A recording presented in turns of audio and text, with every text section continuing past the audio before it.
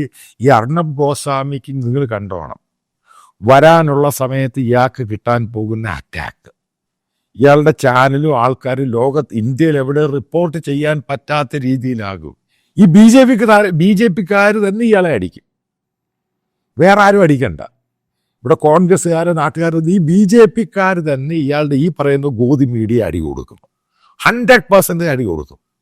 കാരണം പലയിടത്തും പല മന്ത്രിമാരും എം എൽ എമാരും ഒക്കെ പോകുമ്പം ഇത് ഇന്ത്യയിൽ നടക്കുന്ന സംഭവം സോഷ്യൽ മീഡിയ വരുന്നുണ്ട്.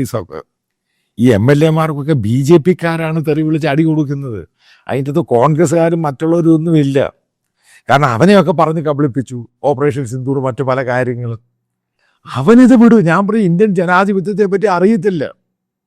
AC അതിനകത്ത് ശീതീകരിച്ച മുറിയിലിരുന്നുകൊണ്ട് ജേർണലിസം ചെയ്യുന്നവന്, ഈ എന്തൊക്കെയോ മോദിയുടെ എന്തൊക്കെയോ കടാപ്പ ഓപ്പെന്നൊക്കെ പറഞ്ഞ് പോകുന്നവന് യഥാർത്ഥ ഇന്ത്യ അറിയത്തില്ല ഇപ്പോഴും.